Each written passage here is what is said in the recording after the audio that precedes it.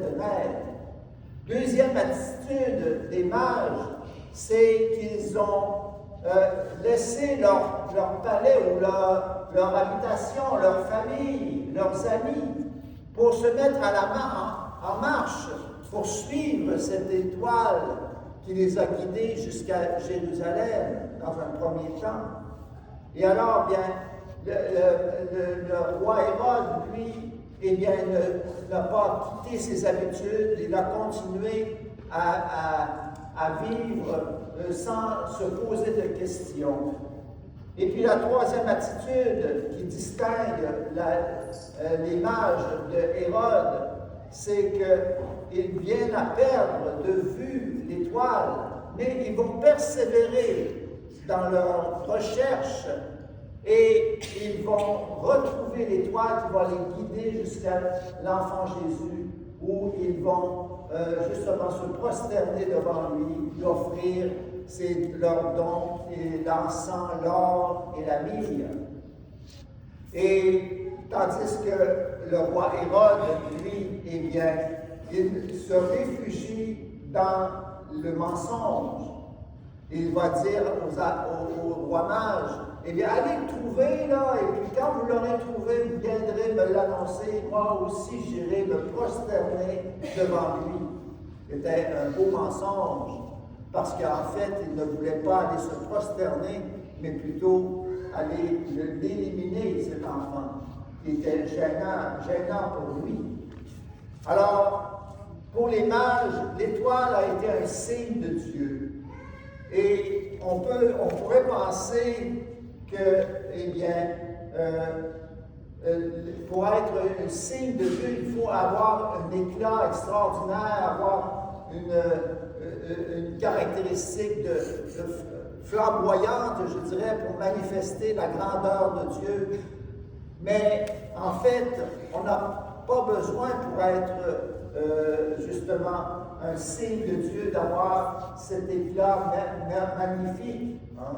Il y a un proverbe marocain que j'ai lu en préparant mon homélie qui disait « Si tu ne peux pas être une étoile au firmament, sois une lampe chez toi. » Alors, j'ai trouvé ça très beau. Au fond, pour être un témoin un signe de Dieu dans notre monde, pour nos frères et sœurs, eh bien, on a besoin de notre foi qui, justement, donne sens à notre vie et qui peut éclairer nos frères et sœurs qui ne trouvent pas de sens à leur vie. On peut être une étoile pour nos frères et sœurs à travers notre espérance qui nous donne la joie et la confiance dans la vie. Tandis que nos frères, souvent, sont en recherche de sens, en recherche de la paix et de la joie, et ne la trouvent pas, cette paix et cette joie. Et puis, on peut être aussi un témoin de Jésus, une étoile pour nos frères, et bien, par notre amour que nous avons reçu du Seigneur, que nous voulons partager avec les autres.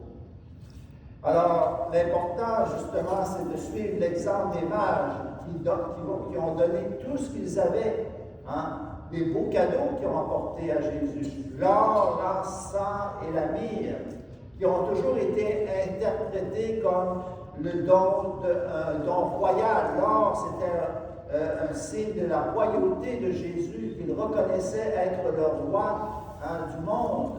Et puis, ils ont apporté l'encens qui est caractéristique de don à Dieu, parce que Dieu, on l'adore et on l'encense avec l'encens. Et puis enfin, le don de la myrrhe qui prophétise la mort et la résurrection du Christ. Et il y a un commentateur, je termine avec cela, il y a un commentateur de l'Évangile d'aujourd'hui qui demandait, mais savez-vous quel est le don le plus important, le plus beau, le plus grand que Jésus a reçu? Est-ce qu'il y en a qui veulent se risquer? Toutes les réponses sont bonnes. L'amour. Exactement, l'amour. Il a dit, c'est l'amour de la Vierge Marie qui lui a donné, justement, parce qu'il était vraiment le roi de sa vie, il était le plus, vraiment au cœur de sa vie. Alors, demandons au Seigneur que nous ayons aussi, que nous puissions faire ce don à Jésus en ce jour de l'Épiphanie, le don de notre cœur rempli d'amour pour pouvoir justement lui manifester qu'il est au centre, au cœur de notre vie. Amen.